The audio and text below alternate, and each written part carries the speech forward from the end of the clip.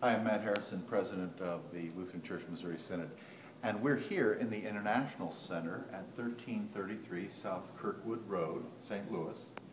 And I want to just invite all of you to come and see Concordia Historical Institute's Museum of the History of the Synod, which we have here, and you're welcome to come visit.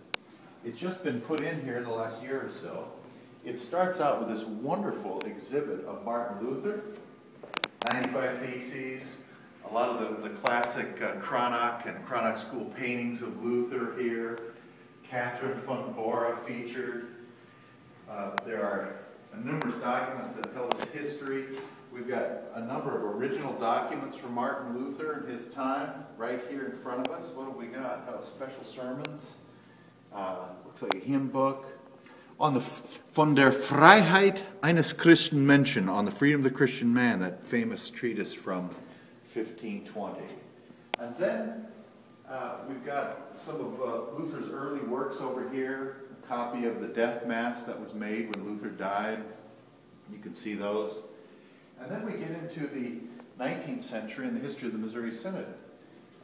The story is told as a copy of the Hualco, one of the boats that was involved in immigration.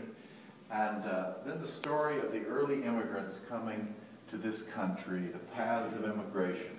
We see right away Friedrich Conrad Dietrich Wyneken, the second president of the Synod, the greatest missionary in the history of the Synod right there. So important for Fort Wayne Lutheranism. And Wilhelm Lea, who was deeply connected to Wyneken and the founding of the Synod from his little town in Germany, in Bavaria, Neuendettelsau. And then Lochner, who was a Lea man. The Wens, the story of the Wens coming to Texas is told here. Jan Killian, the great Lutheran who fled Prussia and ends up coming to Texas to begin confessional Lutheranism there and finds Walther and the Missouri Synod.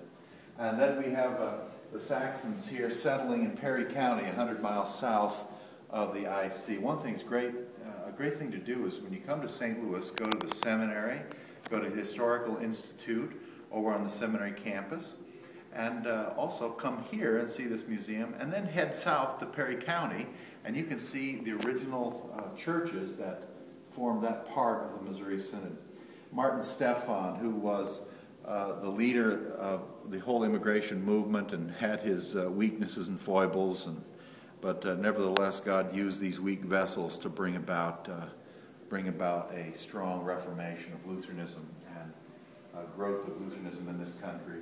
And here, of course, the great founder of the Synod, C.F.W. Walther.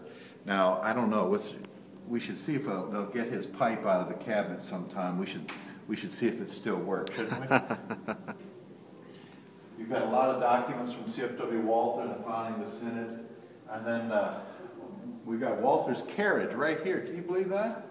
This is a carriage, I believe, was given to Walther for one of the major anniversaries of his ordination, and he used that.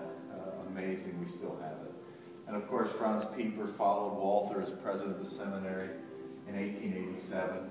And we've got Dr. Walther's piano right here, as a matter of fact. He was quite a musician.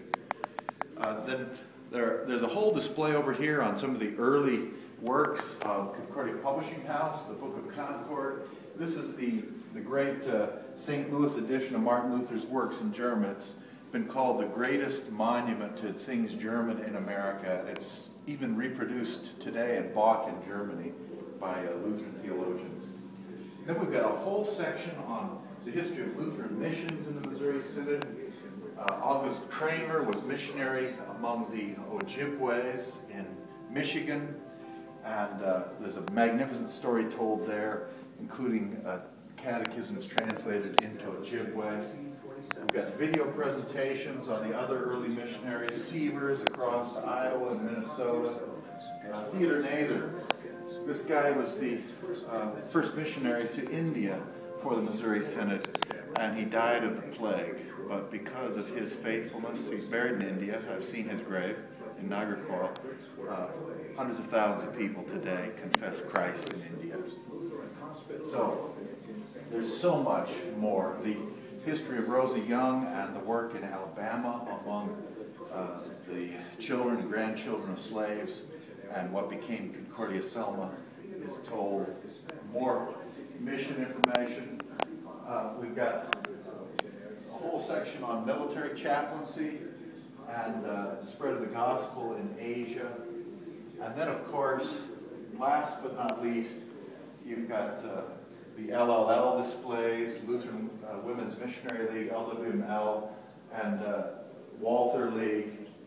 And then you leave with this wonderful display of the diversity of Synod and a little something on the past presidents of the Synod.